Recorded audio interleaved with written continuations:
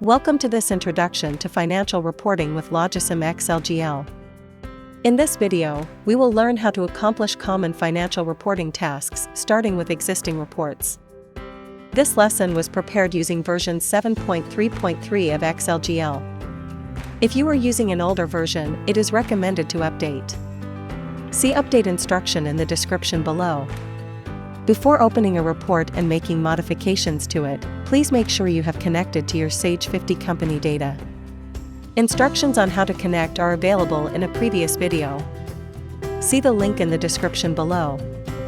The easiest way to create your own financial statements is to click Reports and Forms, and select an existing report from the Financial section. We will start with a simple balance sheet, and click Load to bring up the report. Click the Balance Sheet tab. This balance sheet shows results as of the end of the company's fiscal year by default, but you can change it to any date you want. For example, we will change it to January 31st, 2024. Note that the result updates as soon as we press Enter. Note the structure of the report on the Layouts panel. Clicking on sections of the report will take you there quickly. These sections are Logicim XLGL automatic layouts that will list the appropriate accounts from the company file automatically. If you add or remove an account in Sage 50, XLGL will update the list accordingly when you click Refresh. Later in this video, we will see how we can change this behavior for a custom layout and grouping of our accounts. This XLGL report also includes collapse and expand buttons that allow you to hide and unhide details of the report rapidly. Use the plus and minus buttons to expand and collapse individual sections, or the numbers at the top to expand and collapse the entire report. Finally, note that column B is hidden and contains the account numbers. You can easily unhide it if you want to see them. A common requirement is to add columns for calculation or multi-period comparison. We will start by adding a column that will show the percentage of total assets. Place the cursor in a cell of the row of the first reported account and type the formula to calculate the percentage. We will divide the amount by the total assets in D54. Notice the dollar signs used to set an absolute reference. If you are unfamiliar with absolute and relative references in Excel, see the link in the description below. We click Enter, then format the cell as a percentage with 2 decimals.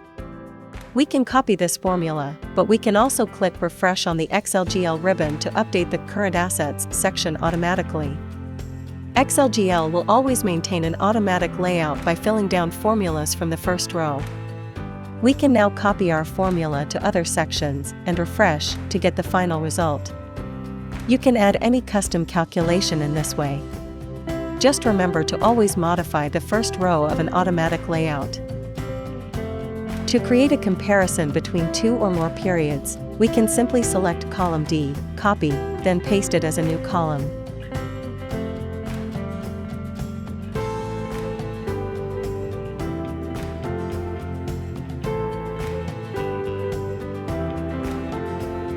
Finally, we will change the date at the top of the new column.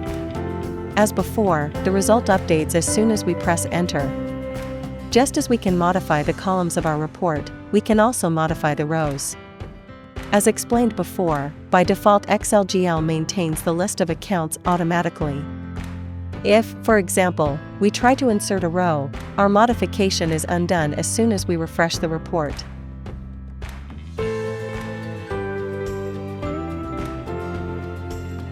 Let's remove the automatic behavior from the Current Assets section. Select the entire range, including columns B and C. On the XLGL ribbon, select the Freeze submenu, then Freeze Selection. Confirm the operation by clicking Yes. Notice the Current Assets section is now gone from the Layouts panel. We can also perform the same operation on the entire report by selecting the range of cells for all sections. Be sure to only select columns B and C, as we do not want to freeze other parts of the report. Select Freeze Selection, confirm, and see how all the sections are gone from the Layouts panel.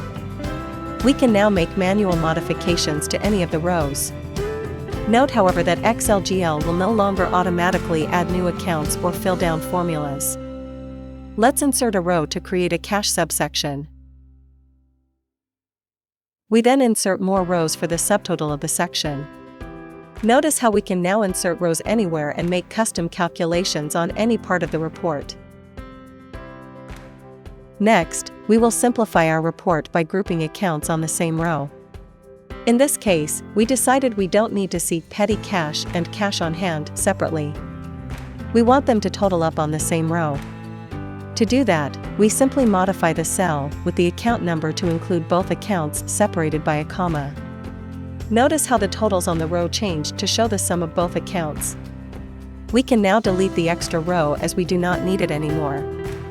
It is possible to combine accounts in many different ways. Follow the link below to the account parameter documentation page for more information.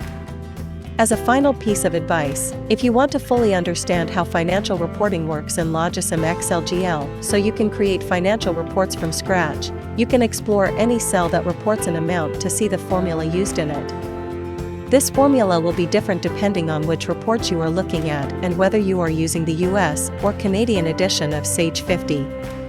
Click the FX button to bring up the function argument window.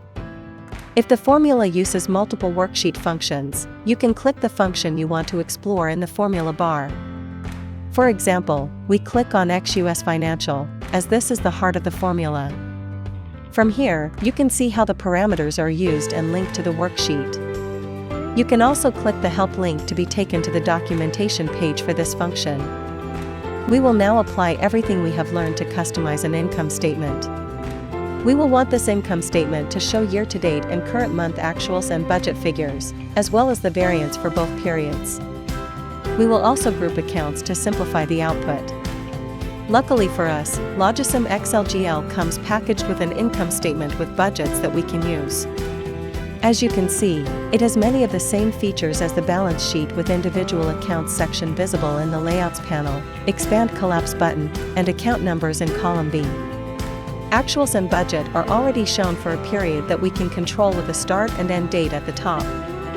As this is a US edition report, it also has a selection box for the budget. The corresponding Canadian report will not have that option. We will consider this period to be our year-to-date, so we will add a header for these columns. Then, we copy them to create our current month section.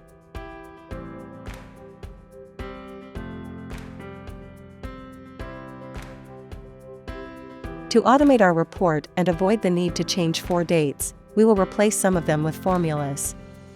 First, the start date of the year-to-date section will always be the fiscal start. As such, we will leave the XLGL formula in this cell and remove the yellow formatting to indicate that this parameter does not need to be changed. The end date will allow us to control at which point in the year we are reporting. For the current month section, we will use the same end date as the year-to-date and enter an Excel formula to compute the first day of the month.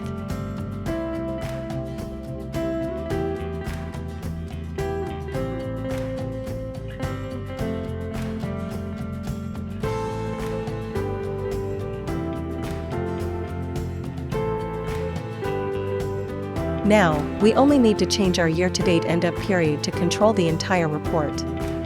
We will also change the budget for the current month to use the same value as the year-to-date. As added sugar, we will change the ending for the current month to show the exact month name.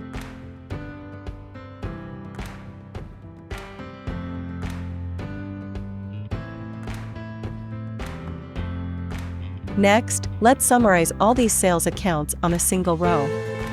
First, we will freeze all the account numbers and descriptions so we can manually modify them.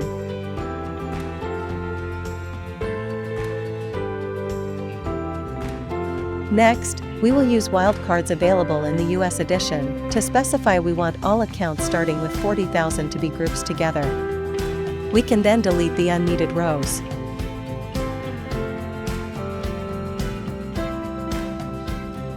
We will do the same thing with product cost, direct labor, material cost, and subcontractors.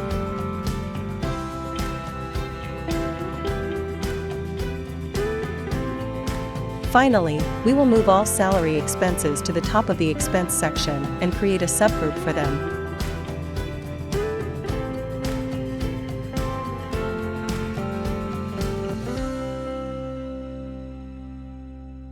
Feel free to play around and make other modifications to your report.